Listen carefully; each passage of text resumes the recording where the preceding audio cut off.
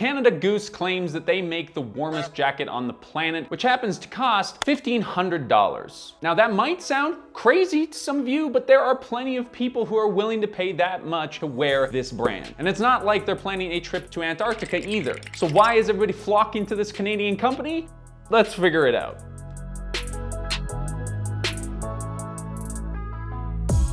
Now, I am a Canadian wearing my Canadian apparel, so you have to understand that that bias is here in mind. I am also a little hungover, so take everything I say with a grain of salt. So in preparation for this video, we did some digging around to figure out how this small, family-run brand from Canada became a worldwide status symbol that models and movie stars love to wear. So why is Canada Goose considered the mighty duck of the fashion world, and is it just Canadian propaganda? Now, another clarification that I want to get into before we start talking about the brand is that Canadian geese as a species are not something that we at Future Proof approve of. They are the scorn of our country. They are aggressive, terrible animals. And that doesn't have anything to do with this particular video. So we're gonna get into Canada Goose, the brand. Canada Goose was founded in Toronto in 1957 by Sam Tick, a Polish Jewish immigrant. For 15 years, the company operated under the name Metro Sportwear and sold raincoats, wool vests, and snowsuits because, yes, this was Canada. It wasn't until 1972 when Sam's son-in-law, David Race, joined the company and introduced a fancy machine that could stuff the jackets with down feathers at a super fast rate. And this is when the Canada Goose that we know today was really born. Actually, at first, David's new line of goose down jackets was under a label called Snow Goose, which is also the most Canadian thing ever. So from the beginning, the brand set out to keep Canadians warm during our harsh winters, which, if you don't know, are pretty bad. They really leaned into the story of a family-run business that would stay true to their Canadian roots. They provided parkas for the park rangers, police officers, and other public sector workers. In the 80s, they also set out on a new mission to make a parka that can keep scientists warm in Antarctica. They released the Expedition Parka, also known as Big Red, to compete against Arctic temperatures. In 1982, Laurie Skreslet wore a Canada Goose parka when she became the first Canadian to ever climb Mount Everest. Now, if you lived in Canada during the 70s and 80s, you were well aware of Canada Goose, but the rest of the world didn't clue in until the 90s. This is when David's son, Danny Reese, joined the company and turned it into an international brand. Around this time, companies in Canada were starting to take their productions overseas to save money. Danny went in the opposite direction and doubled down on Canada Goose's Made in Canada commitment. Even though it costs way more to keep production in Canada, he knew that their customer base would reward that with their loyalty. And they could sell their jackets for way more, i.e. the $1,500 jacket that we talked about at the beginning of this video. Now I know what you're thinking. This is starting to sound a little too good to be true. This is like a rags to riches narrative. Levi, even though his brain is turned into mush from all the booze he drank last night, is just trying to cram more Canadian propaganda down our throats. And I am going to like this video and subscribe anyway, because you know what? I love Future Proof and I want to support the brand and the company because they do lots of cool stuff and I enjoy it. You might also be wondering whether or not the writer wrote that. And they didn't. That's just all this up here. See, in the early 2000s, Hollywood came a-knockin'. But not to make a movie, rather, Hollywood production started outfitting their stars and crew members with Canada Goose jackets when they had to shoot for long hours in cold weather. On rare occasions, like in the movies of Day After Tomorrow and National Treasure, Canada Goose jackets actually made it on screen.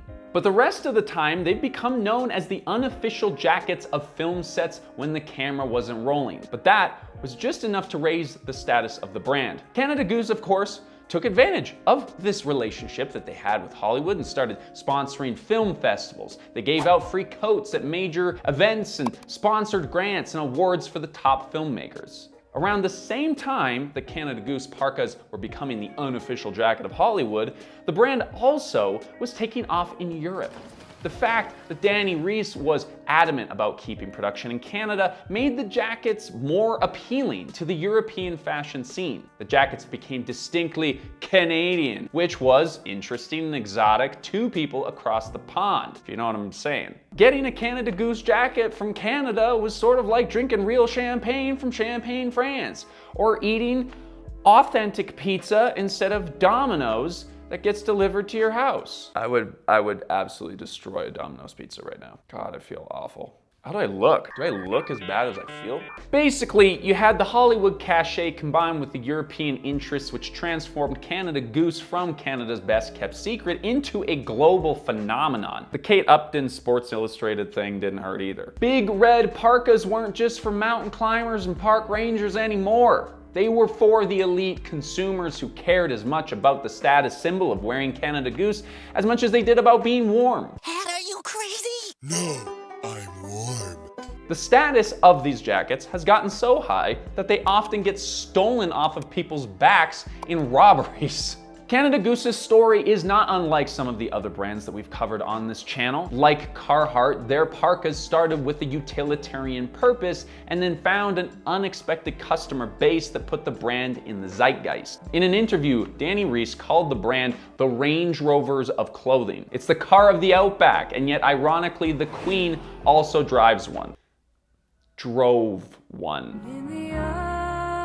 Now, city dwellers in frigid places like New York City and Lurana wear Canada Goose as the ultimate flex, and the biggest brand demo has shifted from those old people to millennials and Gen Zs. I'm very sorry if any of you old people got offended by that. What I meant was the greatest generation to ever live.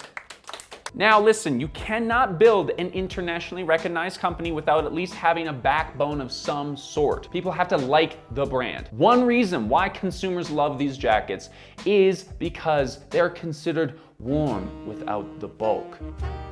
This lightweight versatility is their greatest strength, but also in some ways their Achilles heel. They're made with a lightweight down goose feather blend and keep you warm while still maintaining a decently sleek look. In fact, in over 50 years of production, the jackets really haven't changed that much. Their target demo may have evolved, but Canada Goose is still focused on creating streamlined, simple parkas that do their job whether you're in New York City or the middle of Arctic nowhere. Now, we're gonna talk a little bit about the drama of the goose in Canada Goose, but first we're going to talk about one of the things that has changed the most in this company over the years, and that is their price. Canada Goose jackets are notoriously expensive. They might have given themselves the label of the warmest jackets on the planet, but they've also kind of given themselves the brand label of the most expensive jackets on the planet. While consumers still like the brand, some complain that the cost has been driven more by popularity than the actual quality of the materials and the brand and what it stands up for and whatnot. Others will just say that it's a flat-out ripoff and that the jackets aren't really that spectacular to justify the insane price. Both are kind of right. Whenever a brand gets to this level of fandom, you're going to be paying for that reputation. But what you would expect from a company that is charging some world-class prices for their products is that they would have some world-class standards to match. But this is the drama. Canada Goose is filled with, yes, goose feathers, and they use coyote fur in their products. The PETA and their celebrity partners have called out the brand over and over again for their use of these animal products. And in this particular context, the activists actually won this fight, and Canada Goose has committed to phasing out all their fur in all their products by the end of 2022. So we're actually recording this at the end of 2022, and it will be released in early 2023, so you'll have to let us know if they did that.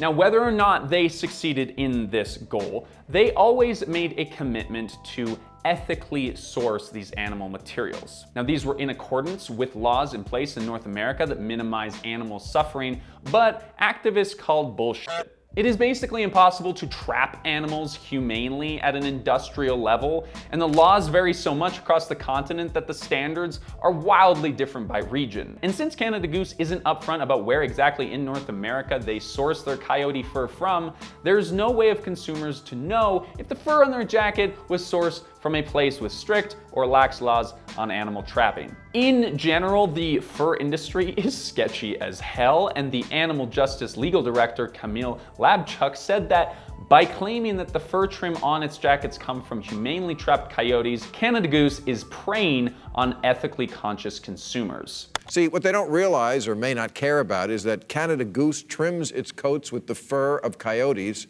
who've been crushed and mangled in steel traps so painful and indiscriminate that they've been outlawed in over 85 countries. Another claim that the company has made is that their goose down feathers that they use to insulate their jackets are a byproduct of the meat industry. They also say that they don't use live plucking methods or raise geese specifically to harvest their down feathers. Once again, activists have called bullshit on this. PETA has released multiple videos of geese being treated inhumanely by Canada Goose suppliers, to which Canada Goose said, "It wasn't me." And then PETA said, "Yes, it was." And then they said, "It wasn't me." You might see where this is going. There is a ton of nuance to this conversation, but you boil it down, no matter what, animals are dying to make Canada Goose jackets, and that's simply not necessary anymore. Now, on the sustainability front, Canada Goose positions themselves as a superhero for the planet. They claim to use all the most eco-friendliest of eco-friendly materials, and their website is covered in photos of mountains to make you know that they really care about this big blue spinning ball that we're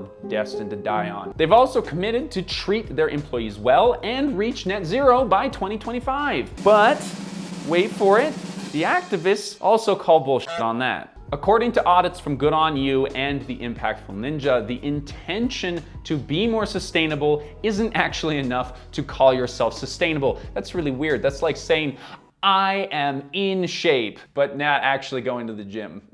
If you want to know things about gym memberships, we released another video about that whole debacle, which you should definitely check out. Now, Canada Goose does use some recycled fabrics, but right now there is not enough evidence to show that the brand is making any kind of headway on their intentions. When you pair that with the whole animal welfare thing, it just really doesn't look good for anyone buying this specifically to make themselves feel better about their impact on the planet. Let's give some credit where credit is due, and it's not just because they're a Canadian company. Canada Goose does partner with some organizations that protect polar bears, and they support northern Inuit communities through Project Atigi. The brand also earns some points for keeping their production completely in Canada and offering lifetime warranties on their jackets. If you live in North America, you could argue that buying a locally made jacket that you'll hopefully keep for years is way more sustainable than one that was made overseas. As a consumer, this is an incredibly difficult gauntlet to understand. You've got to weigh the pros and the cons of a company because nothing is perfect. The best option is always to buy something used and to keep what you have. Not only better for the planet, but better for your wallet too. If you're buying this thing because you think it's dope and it's gonna make you look sick, you probably shouldn't buy it. There are tons of great smaller outdoor brands out there that are innovating and creating products that don't compromise on those things and help you feel better about yourself, and they probably don't cost $1,500 freaking dollars. So hopefully you got through this video easier than I did making it. I'm gonna go have some Pepto-Bismol, have a nap. Thanks for watching. We'll see you in the next one.